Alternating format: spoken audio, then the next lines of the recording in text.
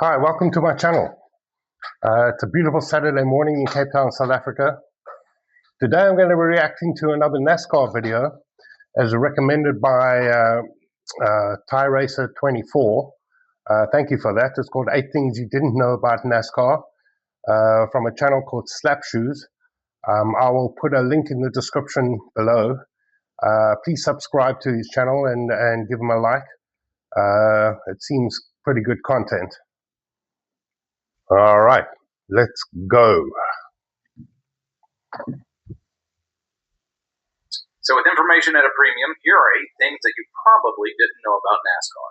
First off, NASCAR was started by state and federal criminals. Although NASCAR's founder, Bill France, was never a rum runner himself, NASCAR's early rosters from the late 40s and early 50s were filled with convicts and guys who just never got caught. Before and after Prohibition, intoxicating spirits were banned outright in several states in the Southeast. So enterprising young men throughout the South souped up their hot rods so they could outrun the cops when they were on one of their nightly runs. That's incredible. Eventually, local legends grew, and people wanted to know which of their local bootleggers was the best driver. And so tracks and competitions were organized, and at some point somebody had the bright idea to start selling tickets to these get-togethers, and stock car racing was born. Bill France, a Daytona Beach resident and businessman, as well as a former race car driver himself, saw the growing interest and established the National Association for Stock Car Auto Racing. Stock cars, all right, that makes sense. I didn't know stock car racing and NASCAR were the same thing. That's amazing. Well, it makes sense that bootleggers would use, I assume that's prohibition stuff in America. I can see why it became popular. NASCAR. I bet gambling was a big part of this. Many NASCAR stars had their fair share of run-ins with the law. There was none more famous than the last American hero himself, Junior Johnson. A 50-time winner in NASCAR's top series, Junior Johnson was arrested by federal revenuers in 1956 when he went to fire up his father's still one night. He spent 1 year in federal prison and was eventually pardoned by President Ronald Reagan many years later, although he had begun the appeal process under the Carter administration. But in true bootlegger fashion, if you ever brought this up to Junior while he was still alive, he'd be quick to remind you that he never got caught behind the wheel while he was making one of his runs. Junior gained a reputation on the track for being a tough-as-nails driver and an innovative mechanic. So innovative, in fact, that he is widely regarded as one of the most cheatingest figures in all of NASCAR. And that gets me to number 2 on this list. Cheating is not only tolerated by NASCAR fans, but is actually celebrated. I know this comes as a shocker and is at odds with every other sport in existence, but hear me out. Although the sanctioning body of NASCAR is very stringent with its rules, NASCAR fans have always turned a blind eye to cheaters in the sport and actually sing their praises amongst themselves. Teams are allowed to either build their own cars or purchase them from other teams. And even though NASCAR has strict specifications that those cars have to adhere to, there's always a little wiggle room left to exploit. There's an old saying in NASCAR, if you ain't... So how would you cheat in NASCAR? Well, that's kind of interesting. They can buy cars from each other. Is that cheating? Technically, maybe not. Maybe putting the spec a little higher than it should be. Although there doesn't seem to be limitations. Can you imagine the power in these cars? Cheating, then you ain't winning. Everybody does it, although they're usually bending the rules or just breaking a rule before it's on the books. Cheating as in knocking each other off the road? That could be dangerous. All right. Junior Johnson was so prolific in the art of rule dodging that he actually had one of his creations put into the NASCAR Hall of Fame, the Yellow Banana, a 66 Ford Galaxy that was one of the most disgustingly illegal cars in the history of the sport, and got its name due to its shape and its yellow paint job.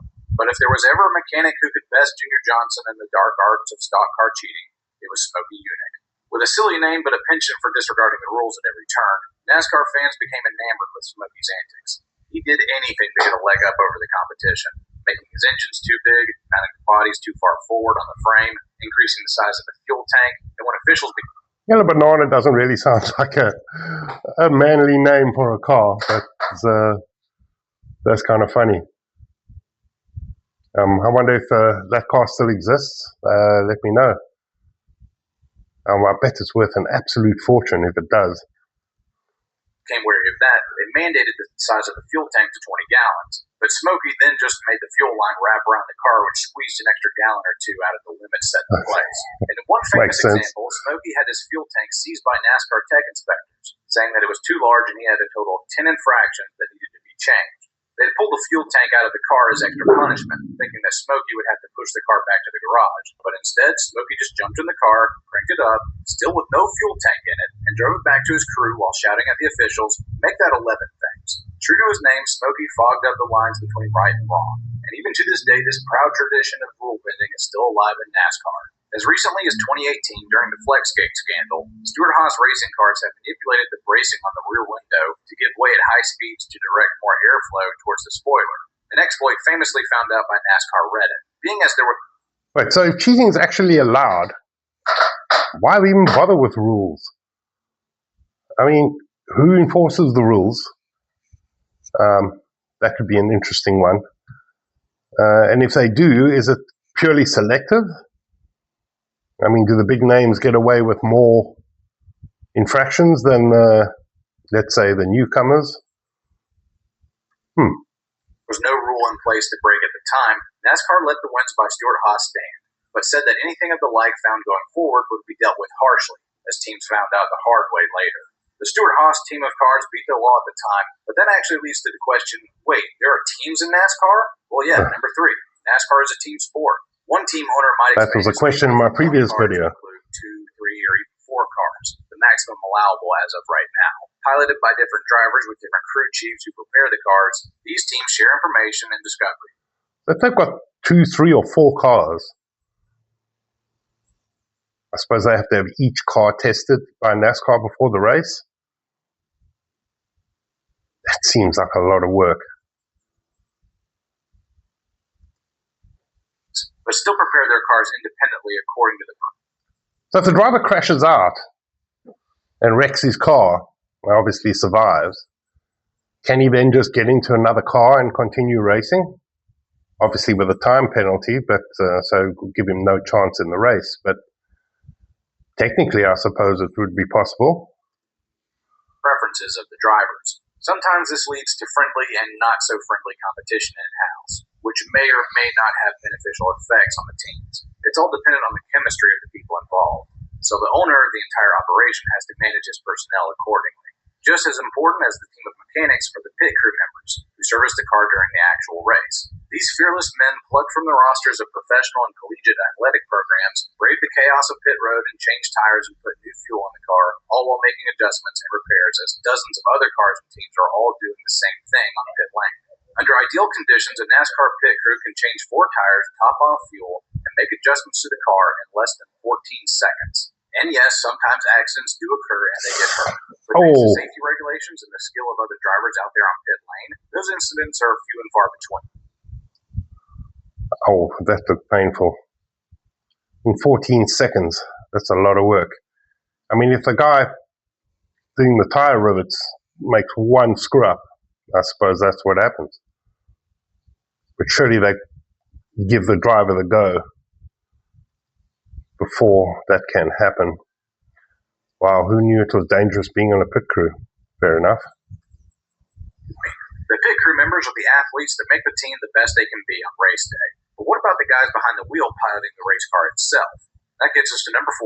Yes, the drivers are athletes. It takes a special type of crazy to hop into a metal coffin wearing a fireproof suit and sling a car around at 200 miles an hour. But it also takes an insane amount of physical fitness as well. Temperatures inside the car can reach as high as 140 degrees Fahrenheit. And in this oven, you have to think critically about your next move and have cat-like reflexes, all while communicating to your crew about how your car is holding up via radio.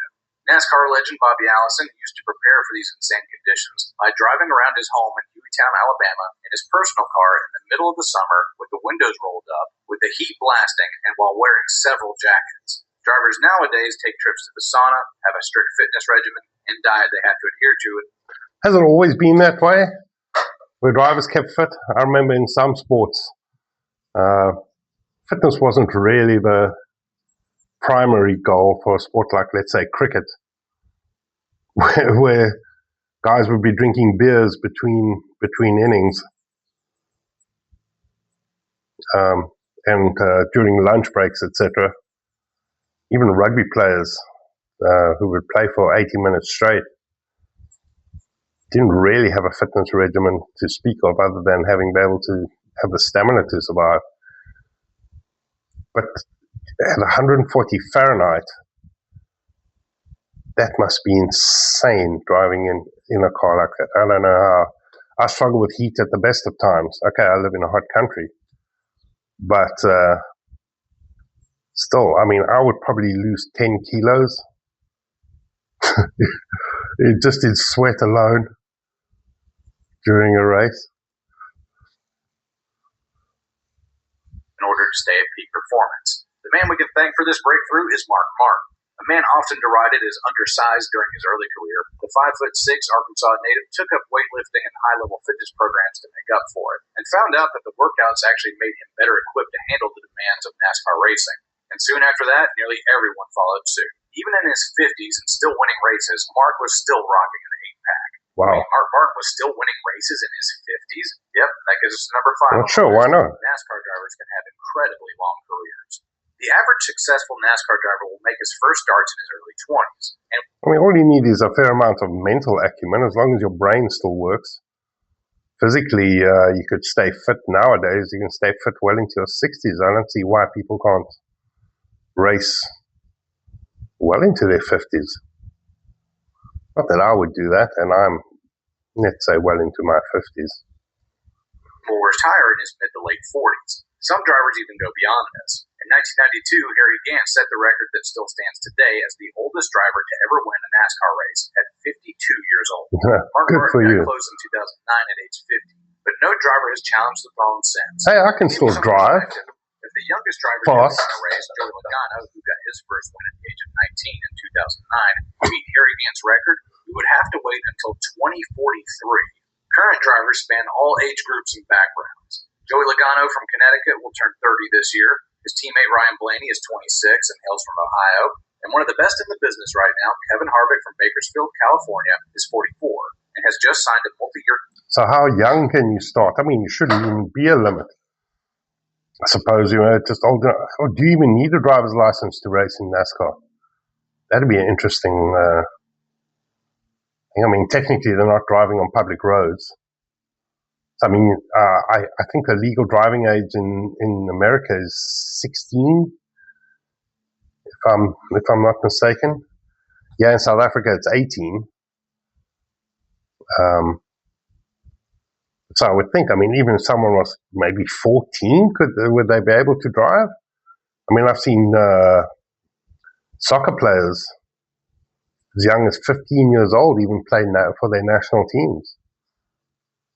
But I suppose the danger of the sport would perhaps mitigate that. You don't want to put a child's life in danger. But again, I mean, nowadays,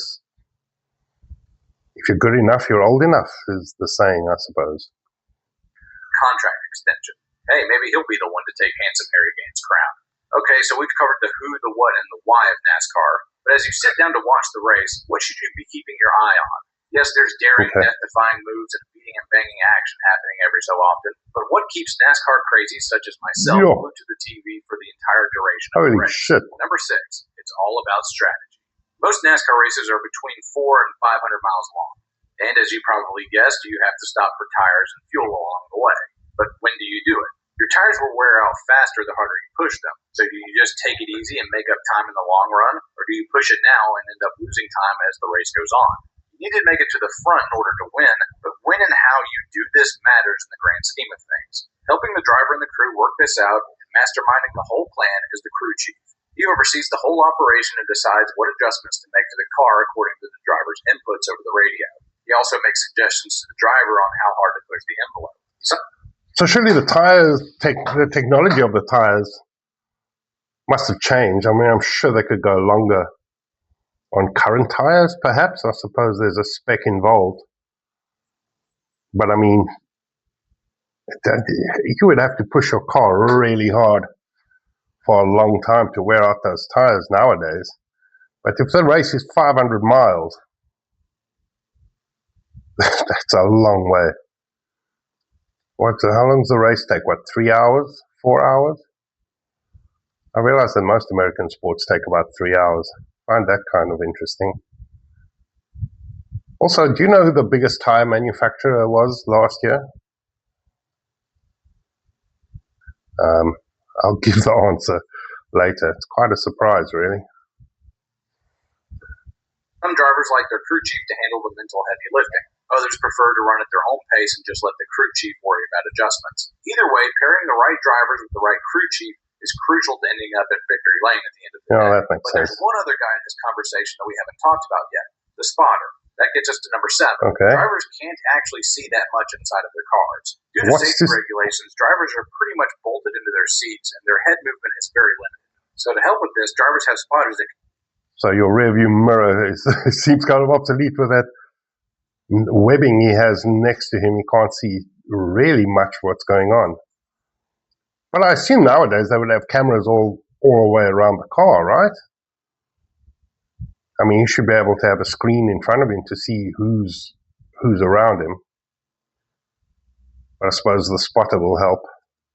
Communicate with them constantly, telling them where the other cars are out on the track, if there's a wreck up ahead, or what the leader is up to.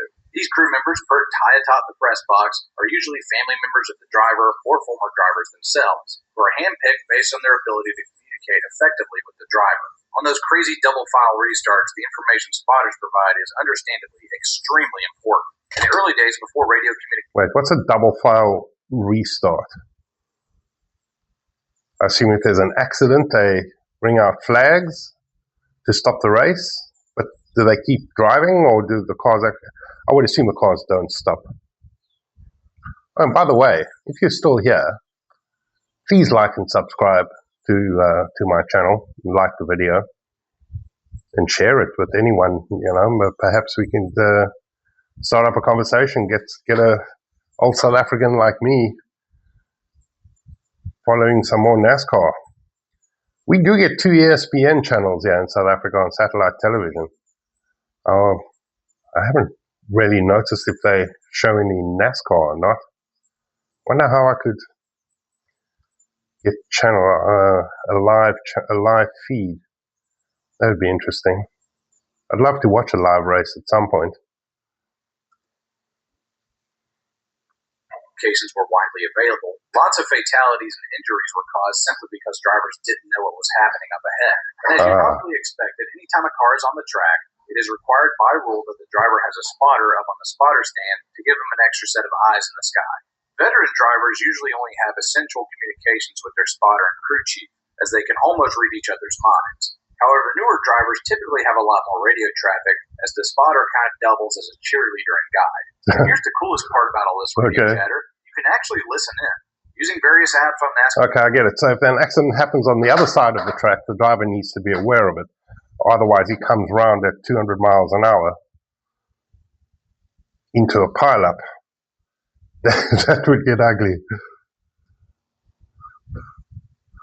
Car.com, or by renting a scanner at the track itself, you can pick a driver and listen in on all the back and forth action for yourself. And yes, sometimes the teams listen in on each other to see what kind of strategies they're cooking up. So I wonder if this technology is available to me. That would be fascinating. Car.com. I'll check it out. Don't be surprised if they start talking in code. But fair warning, these are grown men in a high-stress environment. Sometimes they say things that aren't exactly PG rated. So think twice about having your kids join in. Some tracks, though, are so massive that they require multiple spotters in different locations. Oh my God, look at that. And that gets us finally to number 8. NASCAR goes to a lot of very different racetracks. I thought cars only burst into flames instantly in 1970s movies. But this is insane. Look at that. They're all on fire. Wow, if it started off at 140 Fahrenheit in the car, I guarantee it just got a lot hotter than that. How do they get them out? You need a can opener. Yes, we even make a few right-hand turns. Wow. Every driver right-hand turns. has to have a mastery of disciplines in racing. Whether we're talking about the mile and up super speedways, the half-mile short tracks, or the twisting and turning road courses, by the end of the 36 race schedule, every driver will have been put through a gauntlet of demanding venues. Tracks come in all shapes and sizes, and some of the lower divisions, NASCAR's minor leagues, even race on dirt. These circuits dot the U.S. landscape from major markets. Well, so dirt racing is a type of stock car racing that I have heard of. We've had that here in South Africa as well. We had a track when I was younger. But I think I went once, but I think it was called a demolition derby I think that's a whole other sport. Like Atlanta and Las Vegas, to small towns tucked away in the southeast like Bristol and Martinsville and everywhere in between. There are no away games, so to speak, in NASCAR, but with the vast majority of teams being located in North Carolina, having to pinball across the U.S. is a demanding effort in its own right, as hauler drivers will work around the clock driving a garage on wheels to and from each racetrack during the year. So most of the drivers are located, or the teams are based in North Carolina. I find that quite interesting. What makes North Carolina so special? I mean, is that where the bootleggers were? Or is it just traditional that they start there? Or is it most popular in North Carolina? Let me know in the comments. The crews and drivers will fly out to the track a few days before the race and spend hours running practice laps until they're finally happy with the car and move on to qualifying time trials to set the field, where the fastest driver starts at the front, also known as the pole position. Well, that about wraps it all up. 8 things you might not have known about NASCAR. Hopefully this video has shed some light on this weird, traditionally Southern motorsport. It has. And given you a greater appreciation of these cars going around in differently shaped circles at unreasonably fast speeds. If you want to know more about the types of drivers that make NASCAR what it is, then you can check out my video on the 9 types of NASCAR winners here and in the description. Well, I believe I'll do that. Also, big shout out to Biodegradable, who edited this video for me while I've been busy at work. You can check him out also down in the description. Thanks for watching. I hope you found this video helpful, and until next time, y'all take it easy. I did find that helpful. This is a fascinating sport. I've never been a massive motor racing fan. I think in my youth I used to follow Formula One and watch it now and then, but in the last 25 years I haven't followed a damn thing. I think I know who the current world champion is. So who's the greatest NASCAR driver of all time? The guy I mentioned first, but he was the originator, I suppose.